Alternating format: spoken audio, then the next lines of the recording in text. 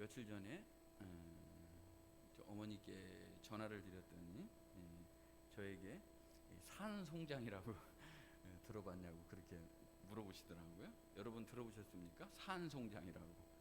산송장 처음 들으시죠? 그게 무슨 말이세요? 저는 알죠. 무슨 말이세요? 그랬더니 어머니께서 살아서 밥도 먹고 숨도 쉬고 다른 사람은 다 살았다고 하는데 실상은 내가 생각할 때는 아무것도 할 수 없는 그냥 시체, 송장 같은 존재다. 그래서 산송장이나 나는 다름없다. 이렇게 말씀을 하셔요. 물론 어머니가 96세지만 뭐 굉장히 건강하신 편이세요. 매일 전화를 드려도 그래도 의사소통이 되고 또 느끼는 거를 말씀을 하시고 병원에 입원하시지도 않고 건강하게 지내시는데 산송장이라고 그래서 이제 깜짝 놀랐습니다. 사실 이거보다 더 충격적인 말씀의 선고를 받은 교회가 있습니다. 그 교회가 오늘 본문에 나오는 사대교회라고 하는 교회인데요. 살았다 하는 이름은 가졌으나 실상은 죽은 자다라고 말합니다. 우리 계시록 3장 1절 말씀을 보시면 교회 사대교회의 사자에게 편지하라. 하나님의 7영과 7별을 가지신 이가 이르시되 내가 내 행위를 아노니 내가 살았다 하는 이름은 가졌으나 죽은 자로다. 교회에게 살았다는 이름은 있는데 실상은 죽은 교회다. 성도에게 그리스도의 교패가 붙어 있고 또 십자가에도 차에도 십자가를 걸고 다니는데 나는 믿는 사람이라고 말하는데 주님의 평가는 네가 죽었다라고 말한다 그러면 정말 이거보다 더 아프고 충격적인 것은 없을 거라고 생각을 합니다. 왜 죽은 교회인가? 왜 죽은 성도인가? 진짜 뭐가 문제이기에 이렇게 주님은 혹독한 평가를 하셨을까 하는 정말 칭찬을 좋아하시고 위로를 좋아하시는 주님이 왜 죽은 교회라고 교회에게 말씀하셨을까? 심각한 고민을 우리가 해봐야 될 필요가 있다는 겁니다. 사대는 일단 지정학적으로 굉장히 특별한 지역입니다. 앞에는 강이 흐르고요. 또 나머지 3면에는 깎아지른 듯한 절벽으로 이루어진 언덕 위의 도시입니다. 그래서 절벽 위에 있는 천연 요새, 난공불락의 요새라고도 부르는 곳이죠. 그 강에는요 사금이 많이 나서 금을 거의 줍다시피 할 정도로 금이 풍부했다는 겁니다. 그러니까 얼마나 여러분 금 같다. 금이 얼마나 요즘에 비쌉니까? 근데 사대에는 금이 넘쳐날 정도예요. 그래서 여기서 세계 최초로 금화를 찍어낸 곳이 바로 사대. 금으로 된 그 돈을 찍어낸 도시이고요. 그리고 전혀 이제 돈 걱정을 안 합니다. 그리고 염료 이제 옷감에다가 물을 들이는 이 직업이 굉장히 발달이 돼서 또 아무튼 돈 걱정을 하나도 안 했습니다. 그래서 바클레이는 사대교회를 이렇게 한마디로 얘기를 하더라고요. 테페이 도시의 타락한 교회다. 너무나 부족한 곳이 없어서 아무것도 부족한 게 없어서 퇴폐한 도시인데 거기에 타락한 교회가 하나가 있더라는 거예요.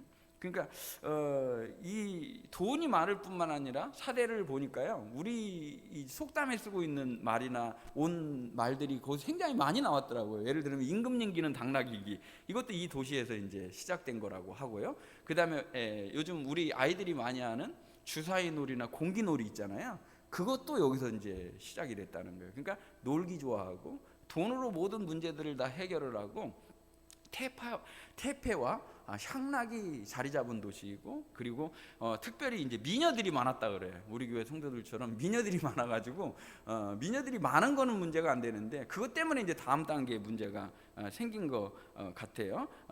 그래서 딱 이 말씀이 생각납니다. 디모데전서 5장 6절에 있는 말씀을 보면 향락을 좋아하는 자는 살았으나 죽은 자니라. 향락을 좋아하면은요, 죽었으나 살았으나 죽은 자라는 거예요. 살아있는데 죽은 거랑 똑같다는 거예요. 향락이 뭐냐면 탐욕이라는 마음에 사로잡혀서 정욕대로 살아가는 거예요. 그래서 쾌락과 사치로 포장된 인생을 사는 거예요. 그러니까 이 향락, 인간의 쾌락과 정욕과 즐거움을 구할 때는 하나님의 생명이 그 안에 없다는 말씀을 하고 계신 것입니다. 그래서 요한 2장 15절에 있는 말씀을 보면 이 세상이나 세상에 있는 것들을 사랑하지 말라. 누구든지 세상을 사랑하면 아버지의 사랑이 그 안에 없다는 거예요. 아버지를 사랑하는 마음과 세상을 사랑하는 마음이 공존한다는 게 불가능하다는 거예요. 근데 우리는 항상 이 두 가지 마음 중에서 왜 선택하라고 그러느냐라고 강요받는 듯한 느낌을 하면서 그게 부담스럽다고 생각을 한다면, 성경이 우리에게 그렇게 말씀하시는 거예요. 이 세상에 있는 것이 무엇입니까? 안목의 종, 육신의 종요, 이생의 자랑으로 살아가거든요. 많은 사람들이 그 보이는 거, 느끼는 거 이거대로 살아가니까 결국에 가서는 하나님의 사랑이 자리 잡을 수 없다고 말씀을 하고 계신 것입니다. 이 사대교회의 특징 중에 하나가 뭐냐면 아주 특이한 건데요, 돈이 많고 그리고 부족한 게 아무것도 없는 교회인데요, 특별하게 여기는 외부적인 핍박이 없었어요. 다른 도시들은요, 신앙을 지켜내기 위해서 목숨을 내놔야 되고요, 재정적인 손실을 봐야 되고 어떤 걸 포기해야 됐어요. 그런데 사대교회는요, 외부적인 압박이나 공격 같은 게 전혀 느껴지지 않는다는 거예요. 결국은 아무 문제가 없는 게 좋은 게 아니라는 거예요. 아무 문제가 없는 걸 우리는 원하는데, 아무 문제가 없어서 아무것도 부족함이 없는 게 하나님을 찾는데 결코 도움되지는 않는다는 거예요. 어렵죠. 그래서 이 사람들은 아무것도 부족함이 없는 그것이 안일과 그리고 매너리즘, 부패에 빠지게 됐기 때문에 이 교회가 결국은 문제가 되기 시작했는데요, 그렇다면 이 사대교회를 보는 주님의 평가와는 다르게 세상에서, 지역사회에서 사람들은 이 사대교회를 어떻게 말했느냐 하는 거예요. 여러분, 어떤 교회라고 생각하세요? 사대교회가 세상 사람들이 볼 때 이 교회는 어떤 교회였느냐 이거예요. 네, 아주 좋은 교회였다는 거예요. 세상 사람들이 볼 때는요, 문제는 사대교회가 굉장히 활동적이고 프로그램도 다양하고 여러 것들이 다 완벽하게 준비된 아주 좋은 교회의 그런 것들을 다 가지고 있었던 교회가 사대교회였다는 거예요. 그러니까 살아 움직인다, 활동적이다, 굉장히 좋은 교회다, 이런 평가를 세상에서 했는데 주님은 살았다, 세상에서 말하지만 나는 너희가 죽었다, 이렇게 말했다는 거예요. 굉장히 위험한 거죠 이게. 그래서 세상에서 말하는 살았다라는 것과 주님이 말씀하시는 좋은 교회, 유대한 교회는 다르다라는 것을 알 수가 있습니다. 그렇다면 주님은 죽었다 하셨는데 지역사회에서는 칭찬을 받았다, 전혀 다른 문제란 말이에요. 좋은 프로그램이 준비되어 있고 뭐 바자회도 하고, 그리고 그야말로 지역사회 봉사 프로그램도 가동이 되고 많은 사람을 도와주기도 하고 구제도 하고 그러는데 왜 이 교회가 죽었다고 그러느냐, 심각하게 고민을 제가 해보게 되었습니다. 요한복음 6장 53절에 예수께서 이르시되 내가 진실로 진실로 너희에게 이르노니 인자의 살을 먹지 아니하고 인자의 피를 마시지 아니하면 너희 속에 생명이 없느니라. 여기서 답을 찾을 수가 있다. 아까 향락을 좋아하는 거는 살았다 하지만 죽은 거라 그렇게 말씀을 드렸는데, 예수님의 살과 피를 먹지 아니하면 그 안에 생명이 없다는 거예요. 그러니까 우리가 교회를 다닌다 이거로 되는 것이 아니라 예수님의 살과 피를 먹는다는 건 무슨 말이에요? 예수님 아니면 살 수 없다는 거예요. 예수 그리스도만이 우리의 참된 양식이고 생명의 양식이고 참된 음료가 되는 줄 믿습니다. 예수님이 참된 양식이시고 예수님만이 영원한 생명수가 되시기 때문에, 그분이 우리 삶의 전부이고 소망이 되시기 때문에, 그분 없는 것은 아무리 좋은 건물을 가졌다 할지라도, 아무리 사람이 많이 모인다 할지라도, 좋은 프로그램을 가졌다 할지라도 본질 없는 껍데기에 불과하다는 거예요. 예수로 살고 예수로 죽는, 십자가의 죽으심과 부활의 복음이 없는 교회는 살았으나 죽은 거라는 거예요. 우리가 안 먹고 안 마시면은 죽잖아요. 예수님으로 살고 예수님으로 마시고 예수님이 전부가 되는 그 삶이 없다면, 복음이 없다면 아무것도 아닌 거라는 거예요. 예수님이 우리는 예수님과의 관계를 일에서 찾으면 안 돼요. 예수님과의 친밀한 교제에서 찾으셔야 돼요. 일이 아니고 사역이 아니고 주님과의 만남이 내가 정상적으로 이루어지고 그 주님과 내가 친밀한 교제가 이루어지고 사람과도 의사소통이 돼야 되잖아요. 예수님과 의사소통이 돼야 된단 말이에요. 그분의 뜻을 받아들이고 그분의 뜻대로 살아가는 것이 바로 예수님의 살과 피를 먹는 것입니다. 요한복음 10장 10절에 있는 말씀을 보면 도둑이 오는 것은 도둑질하고 죽이고 멸망시키는 것입니다. 내가 온 것은 양으로 생명을 얻게 하고 더 풍성히 얻게 하려는 것이다. 예수님이 오신 것은 우리에게 뭘 주시려고 오신 거예요? 생명을 주시려고 오신 거예요. 거기서 멈추지 말고 여러분 어디로 가야 돼요? 더 풍성한 생명 안으로 들어가야 된다는 거예요. 많은 사람들이 예수님 믿어서 나 구원받는다, 천국행 티켓이나 천국행 열차를 예약했다, 나는 죽으면 갈 곳이 있다, 이것으로 만족하는 사람들이 많다는 거예요. 근데 우리는 그 다음 단계 어디로 가야 된다고요? 더 풍성한 은혜의 자리로 들어가야 돼요. 이따가 이 말씀에 대한 결론이 나오겠지만 더 풍성한 삶이 어떤 것이냐는 거예요. 더 풍성, 근근히가 아니고 간신히가 아니라 넉넉히 이기고 풍성히 누리는 우리 성도들이 되시기를 주님의 이름으로 축복합니다. 그러니까 저의 말로 사대교회를 한번 요약을 해봤어요. 저의 말이 여러분에게는 항상 쉽게 들리시죠? 사대교회가 어떤 교회냐? 제 말로 얘기하면 세상을 닮은 교회. 세상을 닮은 교회.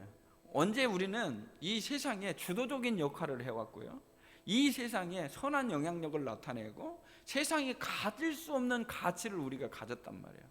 못 가졌는데도 불구하고 다 가진 자의 삶을 살고, 근심하는 것 같은데 진짜로 기뻐하고, 무명한 자 같은데 진짜 유명한 자의 삶을 살아가는 게 교회가 돼야 되는데, 교회가 다 가졌는데 진정한 가치를 잃어버린 교회가 되어버리면 그건 큰일이라는 거예요.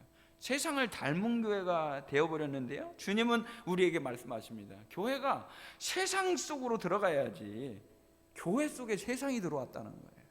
사대교회의 문제는 뭐냐면 세상 속으로 들어가야 될 교회 안에 세상이 교회 안에 들어와서 주님의 보좌를 차지하고 있는 교회가 바로 사대교회라는 거예요. 무섭죠, 이런 말씀을. 그렇다면 이런 사형 선고를 받은 교회에게 소망이 있는가 하는 거예요. 이런 교회, 사대교회에게도 소망이 있는가? 네, 소망이 있다는 거죠. 소망이 있는 이유는 무엇입니까? 소망이 있는 이유는 주님께서 여전히 사대교회, 죽은 교회 같은 이 교회를 여전히 사랑하신다는 거예요. 그래서 1절에 있는 말씀, 금방 말씀드린 대로 7영과 7별을 가지신 분이 에베소 교회에 말씀하신 것처럼 여전히 여기 있다는 거예요. 죽었으니까 나 떠난다, 이것이 아니라 그럼에도 불구하고 내가 너를 지금 붙잡고 있고, 그럼에도 불구하고 내가 너를 포기하지 않고 있고, 그럼에도 불구하고 내가 너를 기다리고 있고, 그럼에도 불구하고 너에게 말씀을 주고 변화의 기회를 요청한다라고 주님이 말씀하고 계신 것입니다. 소망이 있는 이유는 뭐라고요? 여전한 주님의 사랑 때문이라는 거예요. 여전한 주님의 인내 때문에 우리에게 소망이 있는 것이지 나에게는 절대로 소망이 없다는 거예요. 주님이 여전히 사랑하신다는 거예요. 우리 사랑하는 성도들은 지금 내가 때에 따라서 실수했거나, 때에 따라서 내가 조금 주저앉았거나, 때에 따라서 낭망했거나, 내가 실수해서 뭔가 안 좋은 게 드러났다 할지라도 절대 낙심하지 마시고, 그럼에도 불구하고 사랑하시는 주님 앞에 이 모든 것을 아뢰시고 회복의 은혜를 누리시는 우리 성도들이 되시기를 주님의 이름으로 축복합니다. 그래서 아주 중요한 것은요, 2절에 있는 말씀을 보시면, 계시록 3장 2절에 있는 말씀을 보면 너는 일깨어 라고 말씀하십니다. 너는 일깨어. 여러분 마음에 새기시기를 바랍니다. 너는 일깨어. 일깨어라는 말이 무슨 말이냐면 두 번이나 이 지금 짧은 6절까지 나오는데요, 일깨운다라는 건 뭐냐면 원래 보초를 서다, 경계를 서다, 이런 말입니다. 지휘관들이 굉장히 중요하게 여기는 게 어떤 거냐면 보초예요. 그래서 전투에서는 질 수 있지만 보초 경계에서 실패한 거는 용서가 안 된다는 거예요. 어떤 일이 있어도 졸지 말라는 거예요. 졸지 말라는 거예요. 조는 이유는 뭘까요? 여러 가지 이유들이 있겠지만 안 쳐들어와, 괜찮아 라고 하는 마음이 문제가 되겠죠. 근데 보초가 지금 졸고 있다는 거예요. 근데 우리에게는 이런 말이 이제 군대에 갔다 오지 않은 분들은 와닿지 않는단 말이에요. 근데 이 사대라고 하는 지역이요, 아까 말씀드린 대로 뭐라고요? 앞에는 강이 흐르고 나머지 지역에는 난공불락의 절벽으로 된 요새라고 말씀을 드렸습니다. 그래서 이 사람들의 생각 가운데는요, 우리가 어떻다고요? 안전하다라는 생각을 가졌다는 말이에요. 그래서 실제로 보초를 세웠는데요, 이 보초를 세웠는데 보초가 얼마나 졸았는지 이 자다가 이 철모가 떨어진 거예요. 낭떠러지로 떨어진 거예요. 제가 역사의 기록을 찾고서 여러분에게 말씀드리는 거예요. 그래서 BC 218년에 라고라스에 의해서 점령을 당하게 되는데요, 단 15명이 이 보초에 조는 틈을 타고 들어와서 이 성문을 활짝 열므로 인해서 이 사대가 결국은 점령당하게 된 것입니다. 그러니까 이 도시에 있는 사람들은 졸면 죽는다, 졸면 망한다, 교훈이 있겠습니까? 없겠습니까? 우리가 뭐 일제 치욕과 아픔을 겪은 사람은 그거에 대한 교훈이 있잖아요. 시간이 많이 지나서도. 근데 이 사대에는 이 보초 잘못 쓰면 망한다. 또 하나는 지진으로 인해서 이제 예수님 오시고 17년이죠. 17년에 그 사대를 휩쓴 지진에 의해서 삶과 죽음의 문제. 금방 여기 쓰는 단어가 어떤 단어예요? 살았다 죽었다 그런 말이잖아요. 우리도 살았다 죽었다라는 말에 민감한데 사대 지역에 있는 사람들은 살았다 죽었다라는 말이 굉장히 민감하단 말이에요. 이 단어를 하나님께서는 끌어다가 이들을 일깨우는 거예요. 그러니까 일깨운다라는 말이 무슨 말이냐고요? 일깨운다라는 말이 보초에서 잠들어 있으면 절대 안 된다. 일어나라, 깨어나라, 정신을 차리라. 이런 단어가 바로 일깨워. 주님 그러니까 사대교회를 어떻게 하기 위해서 오셨다는 거예요. 여전히 사랑하시기 때문에, 여전히 이 교회를 일으켜 깨우기 위해서, 회복의 자리로 이끌기 위해서 오신 주님이라는 거예요. 그걸 지금 말씀하시는 거예요. 내가 너를 일깨우러 왔다. 죽은 교회라고 말했지만 나의 마음은 어떤 거라는 거예요? 너희를 깨워서 나와 함께 가기를 원하는 아름다운 나의 지체니라라고 말씀하고 계신 것입니다. 마태복음 24장 42절에 있는 말씀을 보면 그러므로 깨어 있어라. 어느 날에 너희 주가 임할는지 너희가 알지 못함이니라. 깨어 있으라는 거예요. 주님께서 말씀하시는 이 환난과 이 마지막 때에 일어날 일을 결론적으로 말씀하시는 것이 무엇이라고요? 깨어 있기만 하면 괜찮은데 잠들어 있어서 문제라는 거예요. 영적으로 안일의 잠에 빠져 있기 때문에, 괜찮아 라고 하는 잠에 빠졌기 때문에, 주님이 오시지 않아 라고 하는 잠에 빠졌기 때문에 결국은 문제가 된다는 것이죠. 그래서 도둑이 언제 온다고 그러면, 어느 시간에 온다고 그러면 문제될 게 아무것도 없죠. 그 시간에 대비하면 되니까. 근데 도둑이 언제 오는지 모르기 때문에 잠들어 있다가 도둑을 맞는 것과 같이 주님이 언제 오실지 대비하지 않고 준비하지 않았기 때문에 주님이 이렇게 예를 말씀하시는 거예요. 내가 도둑같이 온다. 오늘 본문에도 나와 있죠.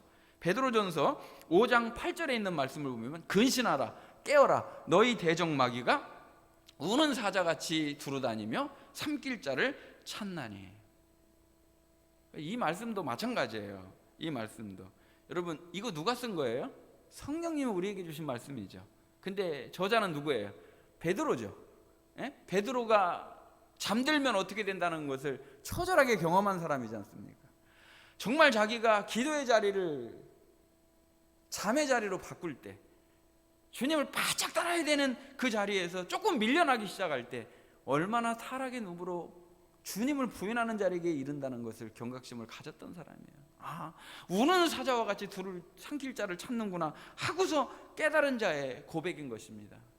근신하라, 깨어나야 된다, 절대로 잠들면 안 된다라고 하는 것을 지금 우리에게 말씀해 주시는 것입니다. 에베소 5장 14절에 있는 말씀을 보면 그러므로 이르시기를 잠자는 자여 깨어서 죽은 자들 가운데서 일어나라, 그리스도께서 너희에게 비추이시리라 하셨느니라. 잠자는 자여 깨어서 죽은 자들 가운데서 일어나라. 그러니까 이 말씀들을 보면 전부 다 뭘 지금 말씀하시는 거예요? 영적으로 잠들면 안 된다는 거예요. 영적으로 깊은 잠에 빠지면 어찌할 도가 없다는 거예요. 깨어 일어나라는 거예요. 정신을 차리라는 거예요. 근신하라는 거예요. 모든 마태복음의 말씀, 베드로전서의 말씀, 그리고 에베소서의 말씀, 또 로마서의 그 유명한 빛의 갑옷을 입자는 것도 다 깨어 일어날 것을 우리에게 요청해 주시는 말씀인 것입니다. 난공불락의 요새야, 나는 안전해, 나는 부족한 것이 없어 라고 말할 때 그때가 진짜 위험한 거예요. 주님, 저는 아무것도 할 수 없습니다. 나는 연약합니다. 주님, 저의 약함을 아시니 저의 강함이 되어주세요 라고 기도할 때 그때가 아름다운 거예요. 깨어있는 성도들이 되어서 주님을 소망 삼고 주님을 기다릴 수 있는 은혜가 저와 우리 성도들에게 있기를 간절히 원합니다. 죽은 교회에게 소망이 있는가? 주님 때문에 소망이 있다 그랬어요. 둘째는요, 남은 자가 있기에 소망이 있다는 거예요. 4절 말씀을 한번 보시겠습니다. 계시록 3장 4절 오늘 본문입니다. 그러나 사대에 그 옷을 더럽히지 아니한 자 몇 명이 내게 있어 흰옷을 입고 나와 함께 다니리니 그들은 합당한 자인 영고라. 전 이 말씀이 너무 위로가 됩니다. 너무 이 땅에 사대에 그 옷을 더럽히지 아니한 자 몇 명이 내게 있어 흰옷을 입고 나와 함께 다니리니, 나와 함께 다니리니. 저의 마음에 막 그 요동치는 말씀을 하나님이 주셔. 맨 마지막까지 우리는 흰옷을 입을 존재이고 우리는 이 땅에서뿐만 아니라 영원토록 주님과 함께, 나와 함께 다니리니. 주님의 손잡고 다니는 너무나 존귀하고 귀한 존재라는 것을 주님이 말씀하고 계십니다. 그러나 이 그러나의 신앙이 있어야 돼요. 사랑하는 성도 여러분, 이 세상에 모든 것들이 다 썩은 물에 떠내려가도요, 그러나 나는 생명의 물구원을 향해 용수섬처 올라갈 수 있는 살아있는 신앙의 성도들이 되시기를 주님의 이름으로 축복합니다. 이 사대라고 하는 것은요, 공교롭게도 굉장히 공교롭게도 남은 자, 남은 물건이라는 뜻이에요. 사대가 무슨 뜻이라고요? 남은 자, 남은 물건, 이런 뜻이란 말이에요. 그러니까 사대교회를 향한 주님의 놀라운 은총은요, 이 교회 안에 아직도 소망의 불씨가 남아있다는 거예요. 아직 모든 불이 꺼지지 않고 다시 불을 붙일 수 있는 소망의 불씨가 남아있기 때문에 너에게 소망이 있다는 거예요. 주님은 우리를 사랑하시기 때문에 그 소망에다가 다시 성령의 불을 붙이시고 활활 타오르게 하시는 은혜를 베풀어 주실 줄 믿습니다. 이게 아까 제가 요약한 대로 하면요, 교회가 세상을 닮았다 그랬잖아요. 세상을 닮은 교회, 덧붙여서 세상을 닮은 교회 속에 주님을 닮은 성도가 있어야 된다는 거예요. 교회가 비록 세상을 닮아간다 할지라도요, 여러분이 추구해야 되는 최고의 가치, 최고의 목표는 뭐가 되어야 된다고요? 세상을 닮아가는 게 아니라 주님을 닮아가는 성도가 되시기를 주님의 이름으로 축복합니다. 교회가 문제가 아니고요, 문제는 교회가 문제가 아니고요, 문제는 문제 교회를 변화시킬 이 남은 자가 없기 때문에 문제라는 거예요. 주님을 닮은 자 한 사람이면요, 교회를 바꿀 수가 있어요. 주님이 이 세상을 바꾸셨던 것처럼 주님을 닮은 한 사람이면 교회를 바꾸고 세상을 바꿀 수가 있다는 것입니다. 그래서 로마서 12장 2절에 있는 말씀을 보면 너희는 이 세대를 본받지 말고 오직 마음을 새롭게 함으로 변화를 받아 하나님의 선하시고 기뻐하시고 온전하신 뜻이 무엇인지 분별하도록 하라. 내가 세상을 닮아가고 있는지 주님을 닮아가고 있는지 여러분이 진단하셔야 돼요. 나는 세상을 닮아가고 있는가? 세상을 쫓아가고 있는가? 나는 주님을 닮아가고 있는가? 이 세상을 본받는다는 걸 다른 말로 말하면은요, 아까 너무나 그래요. 사대가 남은 자라 말씀하신 것, 일깨운다라는 게 보초에 실패한 사람들에게 들려주는 말씀이라 말씀하신 것처럼 여기 본받지 않는다는 게 뭐냐면 더러운 옷이 더럽혀지지 않았다는 게 뭐냐면, 아까 초반에 제가 말씀드린 대로 뭐라고요? 염색업이 굉장히 발달된 곳이에요. 신천에다가 옷을 물들이는 것으로 돈을 벌었던 사람들이에요. 근데 너희는 물들어서는 안 된다는 거예요. 신옷을 그대로 유지해야 된다는 거예요. 그리스도께서 옷 입혀준 것을 그대로 입고 있어야 된다는 거예요. 이게 어떤 옷일까요? 세속화의 옷입니다. 세상을 닮아가는 옷입니다. 근데 교회 안에 점점 세상을 닮은 모습들이 나타나요. 성도도 굉장히 치열한 삶을 살면서 세상적인 모습으로 문제를 해결해 가려고 그래요. 이것이 아니라 주님의 방법으로, 주님을 온전히 의지함으로 그분을 붙잡고 살아가는 우리 성도들이 되시기를 주님의 이름으로 축복합니다. 그래서 빌립보서 2장 5절에 있는 말씀을 보면 너희 안에 이 마음을 품으라. 곧 그리스도 예수의 마음이니. 우리가 품어야 될 말씀, 우리가 본받아야 될 분은 오직 예수 그리스도 한 분인 줄로 믿습니다. 예수님을 닮아가는 거예요. 로마서 8장 29절에도 우리가 가야 될 길을 제시하고 있어요.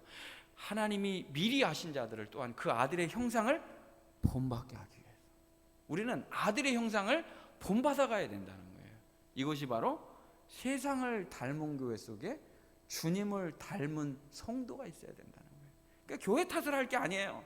내가 교회에 중요한 주님을 닮은 사람이 되어서 교회를 그리스도로 물들여야 돼요.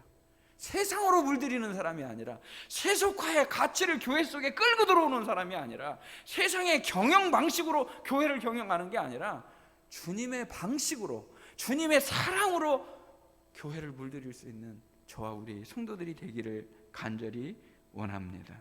그래서 죽은 교회에 대한 주님의 처방전을 한번 들어보도록 하겠습니다. 이 죽은 교회를 주님은 어떻게 하라고 말씀하시는가? 먼저 3절 말씀을 보면 이렇게 우리에게 말씀하십니다. 계시록 3장 3절 말씀을 보면 오늘 본문이죠. 그러므로 내가 어떻게 받았으며 어떻게 들었는지 생각하고 지켜 회개하라. 만일 일깨지 아니하면 내가 도둑같이 이르니. 똑같죠? 말씀 금방 전해드린 대로 어느 때에 내가 이르는지 내가 알지 못하리라. 지금도 계속 잠든 사람들이 있다는 거예요. 아무리 대단한 거인이라 할지라도, 아무리 대단한 삼손이라 할지라도 잠들면 아무것도 아니에요. 여러분, 아주 작은 어린아 할지라도 일어나서 깨어서 주님을 붙잡으면요, 그건 용사가 되는 거예요. 오늘 다시 3절 말씀을 보세요. 순서대로 첫째는 일깨워야 된다라고 2절 말씀하셨죠? 어떻게 해야 된다고요? 일깨 있는 상태에서, 깨어 있는 상태에서 어떻게 받았는지, 어떻게 들었는지를 생각하라는 거예요. 첫째, 처방전, 주님의 처방전 첫째는 뭐라고요? 생각하라는 거예요. 이 생각하라는 말은 기억하라는 말과 똑같은 말씀인 것입니다. 우리가 뭘 받았죠? 뭘 들었죠?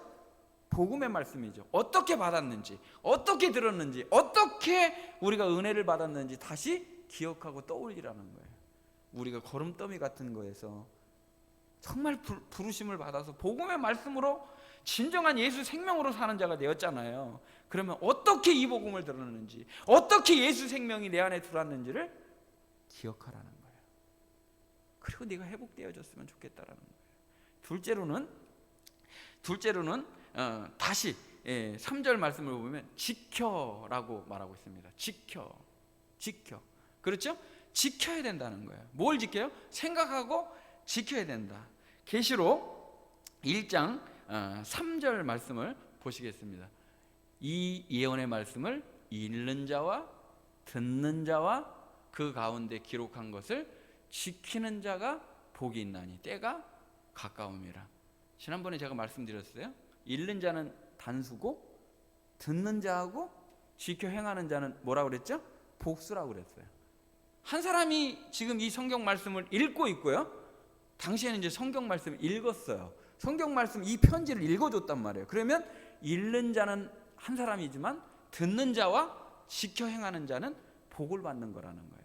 현대교회의 가장 문제 중에 하나는 어떤 것이냐면요, 이 은혜라고 하는 이름으로 지켜라고 하는 것을 이제는 가볍게 여기기 시작했다는 거예요.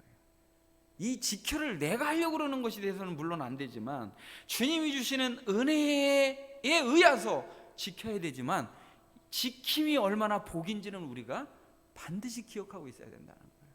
그래서 요한계시록에 보면 계속 지켜야 된다, 지켜야 된다라고 말씀하시면 맨 마지막까지도 지킨 자에게는 말씀하시거든요. 그러니까 순종이 복인 거예요. 저는 항상 그렇게 생각해요. 너 이거 믿어야 돼. 믿어지나요? 안 믿어지는데 어떻게 믿어? 지켜야 돼. 지켜지나요? 안 지켜지는데 어떻게 지켜? 그러니까 믿음 자체도 하나님의 은혜이고 선물인 것처럼 그 말씀이 쑥 들어오는 거예요. 그 말씀이 또 나에게 능력이 되고 활력이 되고 생명이 돼서 내가 그 말씀을 안 지키고는 견딜 수 없는 게 은혜예요. 그 지켜야 된다는 거예요. 순종의 은혜를 우리에게 주신 것이죠. 다시 3절 말씀을 보시겠습니다. 그러므로 내가 어떻게 받았으며 어떻게 들었는지를 생각하고 지켜. 두 번째, 세 번째는 어떻게 하라고요? 회개하라는 거예요. 회개하라. 진정한 돌이킴이죠. 회개. 예, 회개에도 이제 등급이 있어요. 단계가 있어요. 그건 뭐냐면요, 우리가 죄의 결과가 있고요. 그 다음에 회개가 이제 맞을 것이 두려워서 회개하는 사람이 있어요. 여러분 왜 회개를 하세요? 맞을까봐. 맞으면 아프니까, 아파서 회개하는 사람이 있는데요, 그거보다는요 진짜 회개는 뭐냐면 이 죄가 하나님과 나와의 교제를 단절시키는 것이기 때문에 할 수 없습니다의 자리로 들어가 무릎 꿇고 회개하는 것이 진짜 회개예요. 잘 이해가 안 되시는 것 같은데, 처음 얘기한 거 뭐냐면, 죄를 져서 이렇게 하면 나 맞아, 이렇게 하면 의도 터져, 아프기 전에 내가 회개하자 라고 하는 게 이제 1단계라고 그러면, 2단계는 뭐냐면 하나님이 싫어하시기 때문에 이거를 하면 내가 하나님과의 거리가 멀어지고 하나님과의 교제가 단절되기 때문에 나는 회개의 자리로 들어가 여기에 절대로 갈 수 없습니다 하는 게 진짜 믿음의 자세라는 거예요. 끝까지 세속화의 물결에 떠내려가지 않는 복된 성도들이 되시기를 주님의 이름으로 축복합니다. 흰옷을 입고 주님과 함께 영원한 동행의 복을 누리는 우리 성도들이 되시기를 주님의 이름으로 축복합니다. 어제 아침에 이제 식탁에 앉아서 이제 밥을 이제 먹으려고 그러는데 어떻게 그 높은 데까지 올라왔는지 파리 한 마리가 따라왔어요.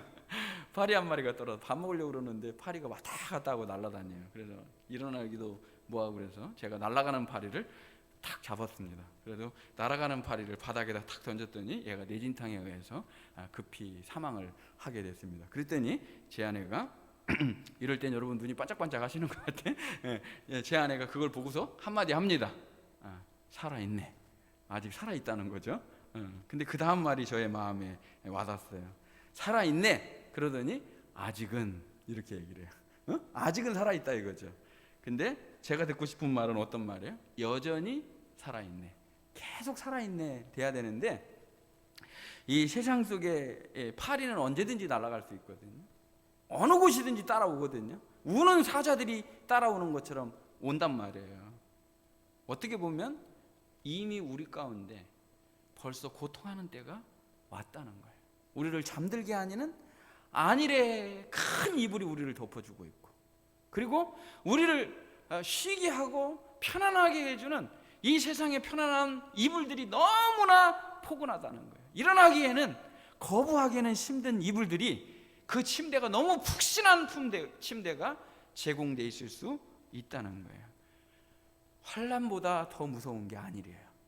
그래서 디모데후서 3장 1절에 있는 말씀을 보면, 너는 이것을 알라, 말세에 고통하는 때가 이를 것이다. 2절 말씀을 연이어서 보면, 사람들이 돈을 사랑하고 자기를 사랑한다는 거예요. 자기를 사랑하고 돈을 사랑하는 시대가 왔다는 거예요. 그리고 19가지 제약들이 쫙 따라서 나옵니다. 그리고 나서는 이 19가지 제약을 한마디로 요약해주는 구절이 나와요. 4절에 있는 말씀을 보면, 배신하며 조급하며 자만하며 쾌락을 사랑하기를 하나님 사랑하는 것보다 더하며. 이 말씀이 여러분 와닿나요? 쾌락을 사랑하는 것보다, 하나님 사랑하는 것보다 쾌락을 더 사랑한다는 거예요. 여러분, 어떤 것을 더 사랑할 때, 하나님보다 더 사랑하는 것이 있을 때 그때 문제가 되는 거거든요. 5절 말씀 또 이어서 한번 볼게요. 경건의 모양은 있으나 경건의 능력은 부인하니 이 같은 자들에게서 돌아서라. 이게 세상을 닮은 교회예요. 이 5절 말씀이 사대교회란 말이에요. 경건의 모양이 있었어요, 없었어요? 있었단 말이에요. 예배도 있어요, 헌금도 있어요, 활동도 있어요, 프로그램도 있어요. 부족한 게 없어요. 다 갖춘 교회였어요. 그런데 경건의 모양일 뿐이지 경건의 능력이 상실된 교회였다는 거예요. 이 같은 자들에게서 어떻게 하라는 거예요? 돌아서라는 거예요. 이것이 회개의 외침이고, 깨어 일어나서 생각하고 지켜 회개하라는 말씀, 동일한 말씀을 우리 교회와 우리 성도들에게 주고 계신 것입니다. 사대교회는 죽은 교회, 세상을 닮은 교회, 세속화된 교회가 죽은 교회예요. 그러나 소망은 있죠. 주님을 닮은 성도가 있다면, 흰옷을 입은 성도가 있다면 거기 소망의 불씨가 남아있다. 우리는 세상을 닮아가고 있나요? 주님을 닮아가고 있나요? 주님을 닮아가는, 지금 계속 여전히 주님을 닮아가고 있는 성도들이 되시기를 주님의 이름으로 축복합니다.